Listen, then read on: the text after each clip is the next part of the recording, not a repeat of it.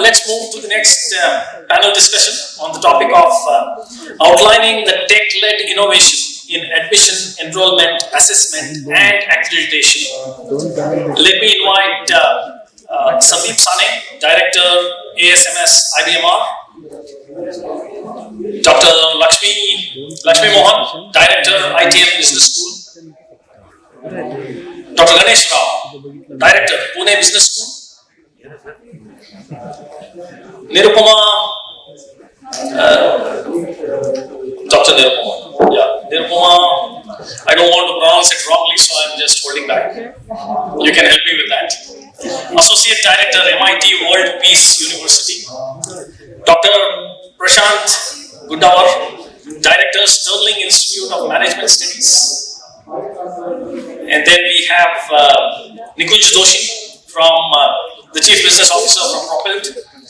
Kunal, Vice President, CollPol. Okay, while I welcome all of you, all the panelists, good to see you all here. Let's begin this discussion because we are talking about technology. Technology which is pervasive today, which has disrupted our lives. So how is it when it comes to student admission, enrollment, assessment, and accreditation?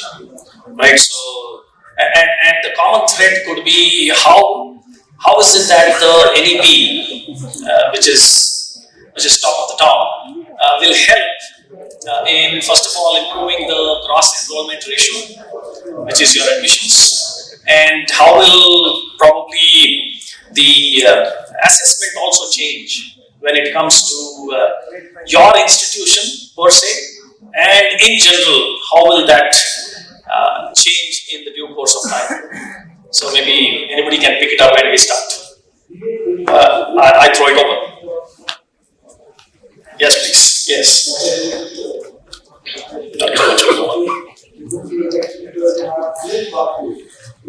So, good evening to all of you. When we talk about technological innovation, I think it's very, very important for educational institutions. But more important is every institution should be educated on tech innovations. I think many of us may not even be aware about how technology has gone into every cell of education, right from admission to placement to teaching and so on. So at ITM, yes, of course, if we talk about technological innovations, we can also divide it between product innovation, process innovation, marketing innovation, and organizational innovation. So when we talk of, say, product innovation, you find n number of products today. And I think today itself we have seen many products that come under technology and are also very useful for our institutions. And these are products that are needed right from your admissions, placements, accreditations, and so on. If we talk about process, I think with NEP it's become more important for us to be process conscious. And quality, of course, is very essential for every educational institution. We are building, citizens for the world, and technology has been able to create that kind of monitoring capability for us. It has become an enabler for us in our institution. And if you look at, say, marketing, now you can have various designs, you can customize technology to suit your organization. You could also select on the best pricing. So obviously, you also have so many marketing innovations happening in the area of technology. And the fourth, organizational. I think each organization has its own preference, and so customizing of technology to suit your organizational preferences has become important, and that's where many of these tech innovation companies, help you out. Also, we have looked at, ITM creating its own technology systems for various processes that happen on campus. Though I think majorly we depend upon the third-party providers of technology. So be it admission, today we don't use a paper form anymore. So you have something called a no paper form, which makes it very easy for you to go into, bringing in the students, and the whole process has become very convenient even for the student. If you look at placement, you want to maintain a proper dashboard, placement dashboard. You want to know how many processes the student has appeared for, the interview processes. You also want to know how many companies are coming on campus, what's the kind of process each of the company follows. So it becomes very easy for you to analyze all this if you have, if you have the right technology. So we use Superset, and that does help us to a large extent to maintain a placement dashboard and do all the analysis that is required for placement. And then if you look at NEP and outcome-based education, it's so important for us to also understand the course structure to the attainment level of every student. So calculation of the attainment level, creating that kind of quality which is needed, the necessary changes that need to come into the course to make it the best for every student. I think for all that, again, you need the help of technology. Accreditation process, where you need all of these documents in place, put every system in place, put people in, put people collectively. For all this, again, I think technology has helped us. So if I have to, when I was asked to come for this conference as a speaker, and I was trying to review what is it that we do with technology, I think everything that we do is with technology. Now we have come out with our own tech solution called Lisa. Lisa is making learning outcome awesome. I'm not able to exactly come out with the full form, but yes, Lisa is something that we have come out with as a teaching learning platform. And here what we do is, after we complete the session, we immediately take the feedback of the student, which has become very easy because of technology. Every student can tell you what is it that he wants different in your next class. The attendance has become very simple.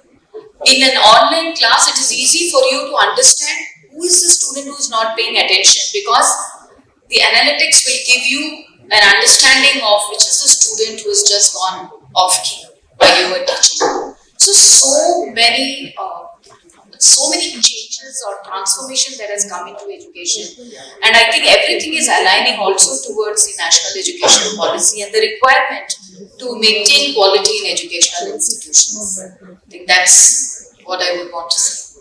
Oh yeah, so it is going paperless is fine as long as we don't go examless. Yeah. Yes, sir. You would want that. Yeah. Actually, I just wanted to, highlight Charles Darwin's principle of survival of fittest, and today it is survival of smartest. And to be smartest, you need to have technology in place. And technology means education technology. And the idea is to have a very, very robust system that takes care of all that you mentioned, right from the admission till the student becomes an alumni. Every step, as you mentioned, technology has to take. Now, you mentioned about a variety of skills in the entire education ecosystem, and I feel that there are 4 main pillars that are subset of an educational ecosystem. One is, of course, the student, the faculty, the school or institutional management, and the parents. In the Indian scenario, what's very important is engagement, using technology between these 4 pillars of the educational institutions. And using the right technology is of importance for any institution in India, and especially so when we are a global entity now. We are competing with global players, global institutions. Our student exodus to international institutions is still very high, increasing very much. Whereas we have the best of the content, best of the teachers, best of the institutions, and more importantly, best of the students. We are the technology supplier to the world, then why not us having fantastic institutions where we attract talent? And for that, I think, and I feel strongly that we should have very strong innovative technological solutions. Now, this decade, in fact, the last decade has been the decade for infrastructure development, when we develop a lot of roads and infrastructure buildings and all that stuff. Coming next 5 years are going to be healthcare and education. Education, because disruptive innovations are happening in education. We have now world's best learning management platforms available to the institutions, as you rightly mentioned, ma'am. You already have a technological solution, but many of the institutions are now vying for having world's best innovative learning management platforms because it enables the engagement between the four pillars. Today, when students come to institutions and they are very tech savvy, most of the education they prefer having through technology, whether using mobile phones, Android phones, iPhones, everything is technology led, and therefore teaching and learning and pedagogical changes also has to juxtapose with the new technology, and that's what I personally feel the engagement between these four pillars using technology is very much important. And also, as you rightly mentioned, data analytics is another very important tool in today's institutions, where the institutions should be able to identify at-risk students. We have a large number of students. We are a very populous country, and all the institutions are now having a large number of students, and most of the institutions are also now moving towards online education. There are thousands of students enrolled into their educational institutions, and therefore managing and maintaining quality, as also using data analytics to find out at-risk students, using artificial intelligence-led tools to address their needs and requirements, and ensuring that they come up with the same standards. You talked about NEP. It talks about competency-based education model or outcome-based education model. And that is also possible using immense amount of artificial intelligence-led technology, where you can actually map the competency attainment of each and every student enrolled into your institution, identify and link the competencies with the assessment pattern of your institution, and then track it. And it also would help compliances. NEP would also require a lot of compliances data to be supplied by institution to them, and therefore using technology, that data should be available. Rather wasting time in various administrative activities in compiling those data for the regulators, technology should provide that data. So that's my take on this. Thank you. Yeah, so it's like workflow automation with digitalization and digital transformation all put together. Yeah, so is the education ecosystem ready for it? Is the next question, because we are actually talking about all of this getting automated, right? So your thoughts on this? I think higher education always had this technology thing in it. We have been having learning management system for a long time. Our libraries were automated since a long time. Then we have had those English language lab and so on and so forth. Technology always was part of it. I think the real push came during the pandemic. This is where we were actually forced to, adopt technology. Students were not on campus; we were forced to teach online. So we purchased cameras. Then we made for their assignments, we used G Suite, created individual emails, and then as a part of Mumbai University, we were told to do these exams. And after a couple of exams, we found the papers were really easy. You just had to tick mark. That's it. Multiple choice. Students had a great time there. Then they came with proctored exams, and then it was fun. I think that back just couple of years, those students, because we were also learning, my teachers were also learning, and students, somebody said in the morning that the young generation is much ahead of us when it comes to technology. They are even smarter than us. They are more smart in manipulating the technology. But the flip side is now we see these students coming to the PG, and then they have lost the habit of writing, reading. So it's been a loss. But then, as the government said, let's not waste any students' years. Let them make up. So that was the time there was a lot of halchal in the market, and we are also taking up new systems at our place, trying to adopt new software wherever possible, and our placements into it. But again, the challenge remains, at least for management teachers, to adopt to use it on a daily basis. So that's a challenge that we face. Could be similar for many other institutes.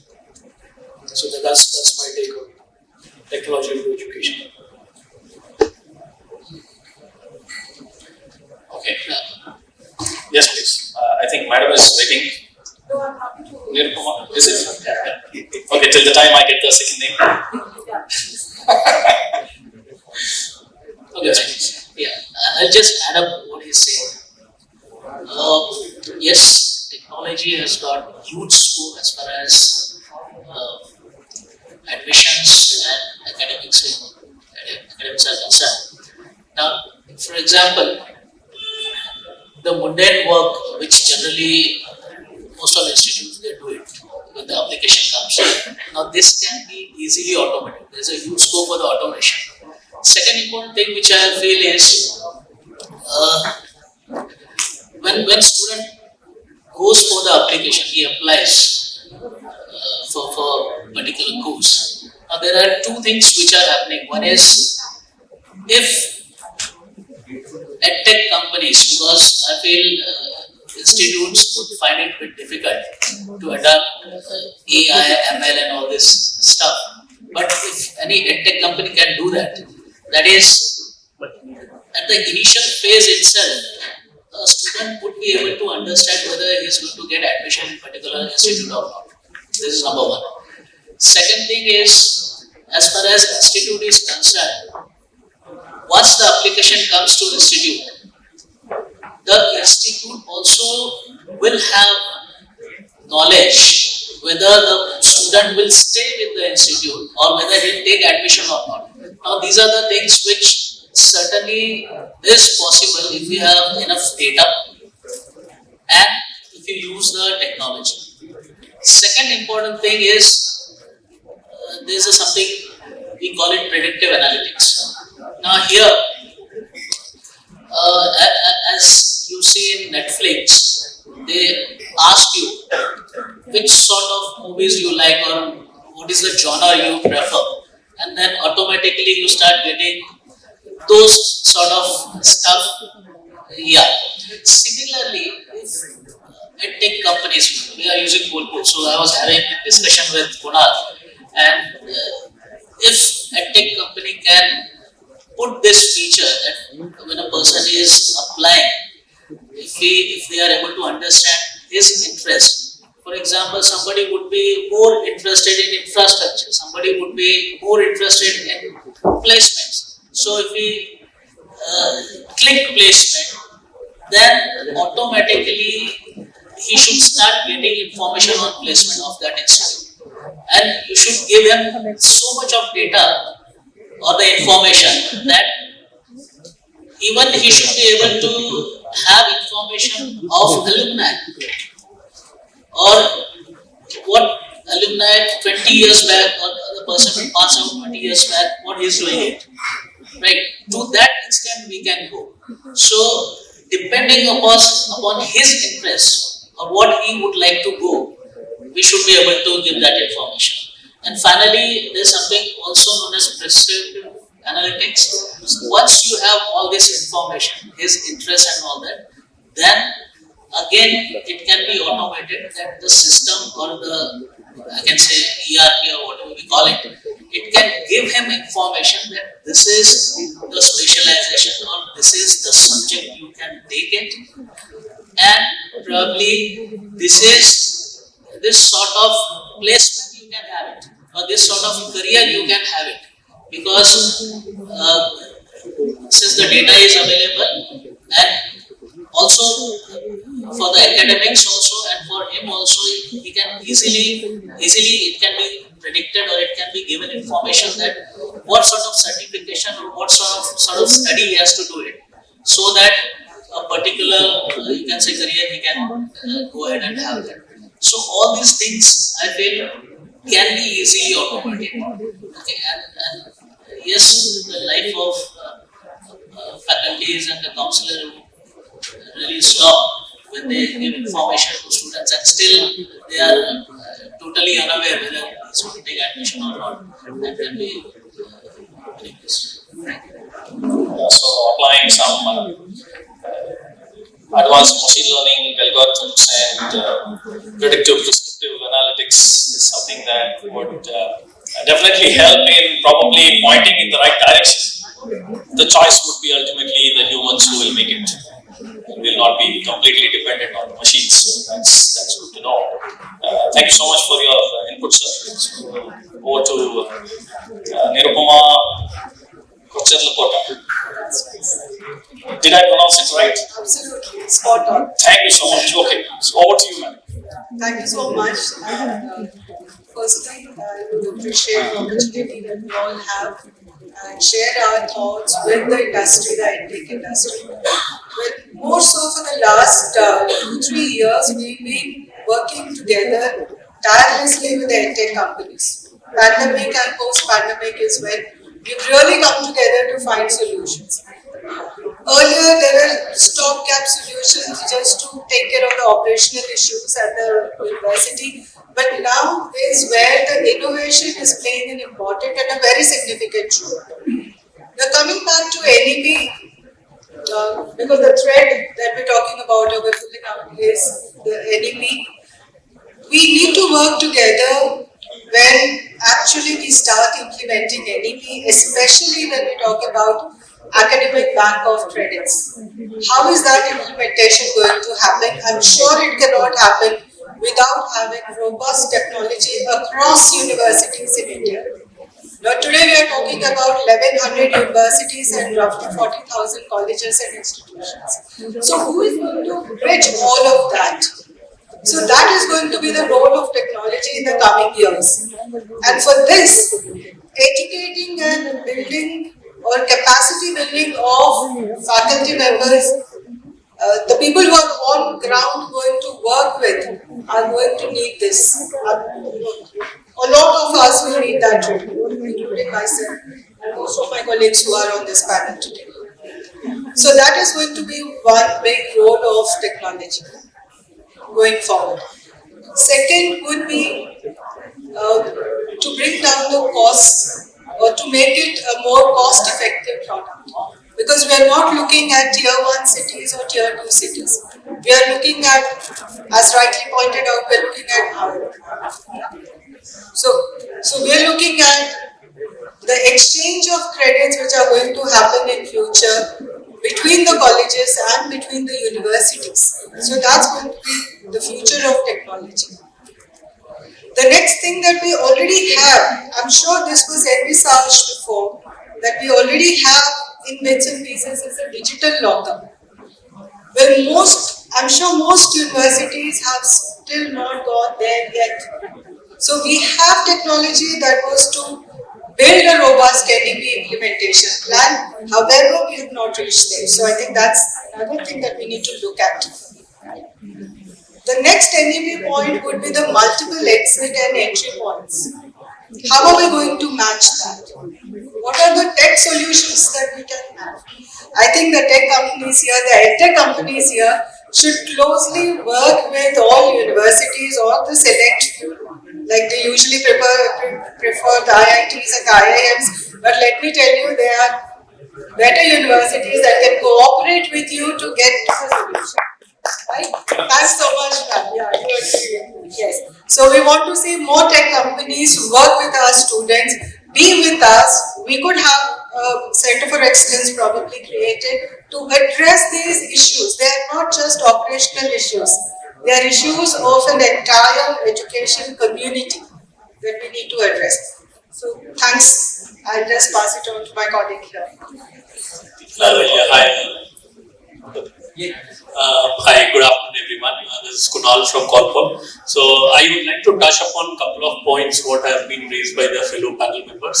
One is about the tech-led innovations in admissions, academics, and the entire accreditation process. So we at CollPol, how we are helping different universities adopt the platform and be ahead of the time in terms of using the platform, having the entire data ready in terms of whatever, let's say, admission process is happening.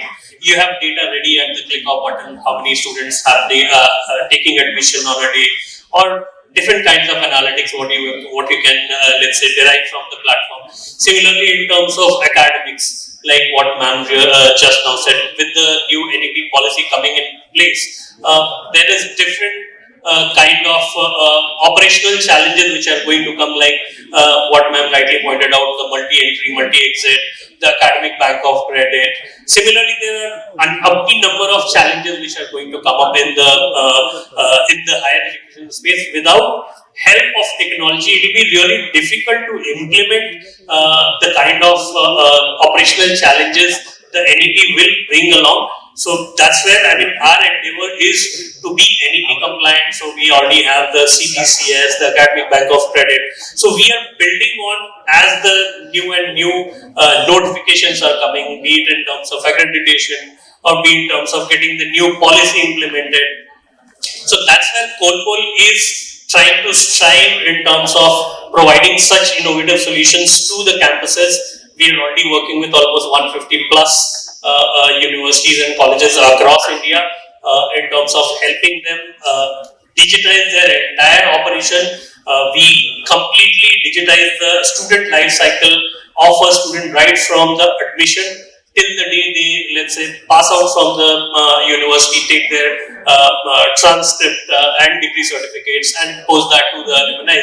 So that's how the entire spectrum of solution what we provide at CollPol, and the kind of complexity which the new education policy will be bringing for the higher education institutions is something which can be really solved using the technology like this is the app platform or app panel what we have got into, that what kind of innovations are there in terms of admission, in terms of, let's say, running the college on a day-to-day basis. So back in our college days, let's say when I was about to pass out, so if I have to take a no due certificate, I would have to go to different departments having a form and get some different signatures and then submit it to somebody to get the required document. But nowadays, like you told about workflow automation, so any kind of workflow you want to have in the on the campus, student doesn't need to move around or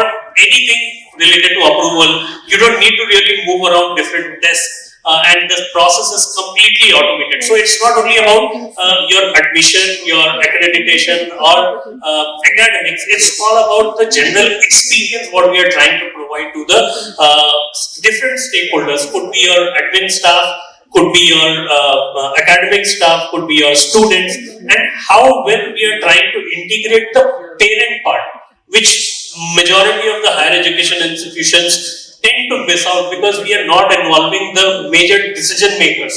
So how we can get them on board and help them get updated about their kids' performance on a day-to-day basis. So that's where I think one of the most important part is how we integrate different stakeholders and how we are ready with the data, because you don't know which authority will ask what kind of data from the institution. So if it is available at one click of a button, with different kinds of dashboard to analyze the performance of different departments or different individuals within the campus. So that's where I think technology can help, or different edtechs are providing solution. We at CollPol, our aim is to be one unified solution at the campus. So you don't really need to work at or have different kinds of solutions for each and everything. So that's where our intention is that we want to be one-stop solution, and that's what we are striving for. Yeah, so you basically touched upon the PPT, the people, process and technology. So you are from the technology side, wherein you will connect the people and the process. Yeah. Yes, actually, which will bring about the efficiency. Yes. Good afternoon. A very interesting discussion with so much of thoughts and a lot of positivity. So we had the COVID and we all adopted technology over a period of time, but everybody seemed experts. What happened is the teacher has to be good. If the teacher is good, the teacher will reach so many places, and the opposite is also true. So, number of graduation schools, colleges, really did not take up this online mode, and therefore what happened was a number of students could not get that proper education, and for about 2 years. Not 2 years, but 1 year, I think a lot of education did not take it up. We on the other side, we are privileged people, we could all have this technology and we could reach our students. So primarily technology is fine, it's enabler, but teaching quality, teaching expertise in our league of mass institution is predominantly the most important factor. Now, if you look at our country, 140 crores, 3.65 crores into higher education, average is 28. So I would say the potential is about 3 times. So 12 crores is what is really possible. Now from 3.5 crores to 12 crores to reach with existing infrastructure, not really possible. Tech will always add on that edge. Now, how much of tech, how much of hybrid? Now, let us leave that to market forces. Let us leave it to students and adoption. When I walk in this small corridor, I met some very exciting founders, talk so much passionately about the possibilities. It's very, very interesting. And I will say that the next generation has got so much of choice, over information about what placements are possible, what kind of finishing schools are possible online, with so much of experts. So what's going to happen is the good teachers will always blossom much faster, much quicker. And what would happen will be that there's another element of regulation. Okay, how much online? Now, that's a big debate, so I don't want to get into it. But what would eventually happen in the confrontation between the regulator, the colleges, would be the student community is going to get benefited. The society at large is going to be benefited. The teachers also going to get benefited. So everybody is going to get benefited, but the transition is not going to be as smooth as we think, because some part of resistance is also from our side. We as teachers, we find them excited. Then we go back a week or 2 weeks later, we do not implement as fast as we have spoken. So that talent is young, the young students are there, and I think if we come out of our status quo, which we find is very happy. The moment COVID went off, we came back to our campuses, we were extremely happy. We say online was, whatever it was, okay? And now we are very happy, and then we say, students are in front of me, the trustees are very happy, my buildings are full with students, everybody's here. The teachers and faculties were very happy at home, they found it is working well, but we need to understand the ecosystem. Our ecosystem is 60% of people are in non-metro cities. We need a physical teacher. The hybrid model is going to be there. The technology is going to help us. So these are unique formulas that we need to, it will evolve. It will evolve, and the service providers, the students, the teachers, there will be a lot of confrontation. But what will ultimately happen, the student will get benefited, and the nation as a whole is going to get benefited. So we have to go through this process. Now somewhere we are in the status quo, we just have to keep moving towards innovation in a step-by-step manner. I think they're exciting founders. Even if we adopt 10% of what these people are saying this year, I think we would have done a big thing. Thank you so much. Thank you, sir.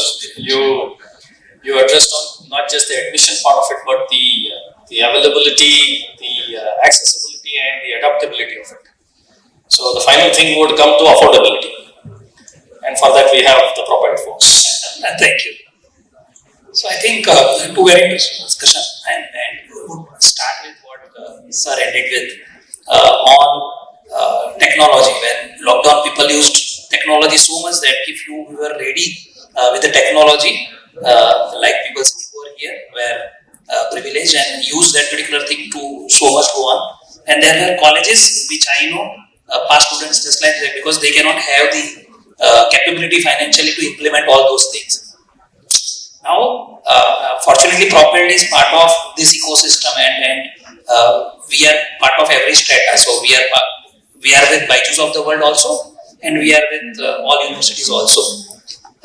And when any edtech comes to us and asks, sir, please advise, because our business is growing by 90% every month.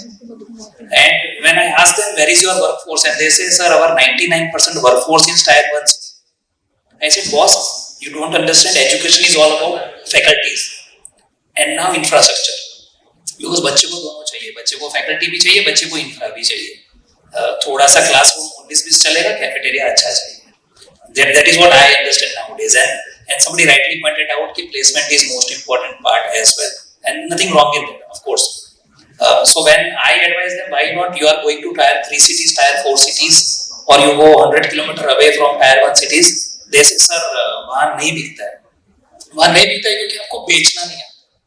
अगर आप English लेके जाओगे और गुजरात के किसी कोने में जाओगे जहाँ गुजराती मीडियम स्कूल्स है, नहीं चलेगा. आपको उसके मीडियम में सिखाना पड़ेगा, बट उसको सीखना तो है, क्योंकि वहाँ अच्छे टीचर नहीं है. Because I set up all these businesses for Bajaj Finance, education financing, home financing, furniture financing, medical equipment financing, all medical financing, Apollos of the world, Manipals of the world. And I understood जैसे health care में होता है, अच्छे doctor के पास जाना है तो 500 kilometre दूर भी बंदा चला जाता है। If somebody wants to get treated well, same is here. उसको अच्छी कॉलेज में पढ़ना है तो 500 किलोमीटर दूर से आ जाएगा, बट 500 किलोमीटर दूर से उसको पहले तैयार तो करो। वो जब आता है तो उसके लिए कल्चरल शॉक हो जाता है, उसने कभी जो देखा नहीं होता है, जब यहाँ आता है और देखता है तो पागल हो जाता है। And that's what I think technology can solve for. कि if there is a right platform, unfortunately in technology I see lots of small medium-sized companies, but there is no platform. In banking, and since my last 22 years of experience mostly into banks and NBFC, banking में innovation हुआ because there are 2 companies, फेनेकल and फिनवन। ये 2 company है TCS और इन्फोसिस का, जिसने banking platform लेके आया। So when there is a uniformity, there are hundreds of implementation partners who will implement solutions for the banks, but at least there is standardization, which madam rightly said कि हमारे पास अगर no paper form नहीं होता तो क्या होता, but no paper form is now everywhere. So that's what the platform place comes into the picture. I think that need is there wherein we should have a platform. If I want to integrate with 40,000 colleges, somebody rightly said 1100 universities, 40,000 colleges. अगर मुझे वो 40,000 से type करना है, कितना साल लगेगा? Even if I want to meet every one of you, it will take me 3 months time to take your appointment, come to your chamber and pitch you to support us in education finance. If there is a platform, the platform enables us, and then whomsoever needs us, they see the pop-up and they say, okay, Propelld, चलो आगे बढ़ो.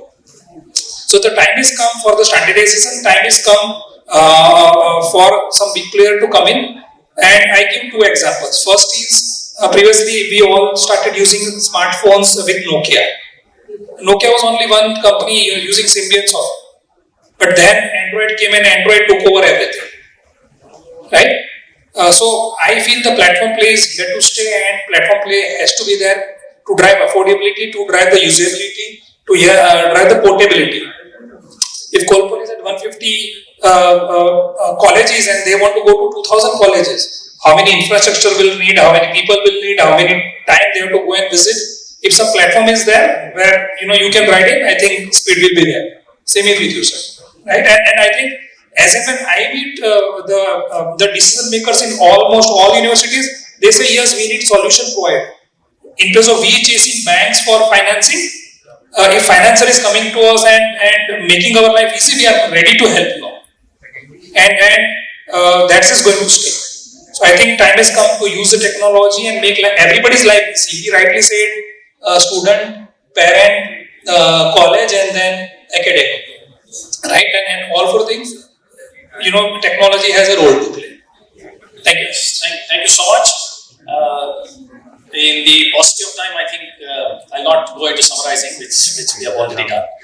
So thank you so much for this engrossing, enlightening discussion that we had around how technology can help in one side, which is on the admission and assessment side. We have a continuing topic of the next discussion, which we're going to just have like a fireside chat.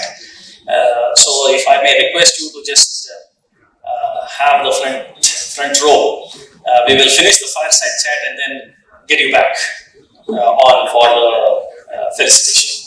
Yeah, thank you so much.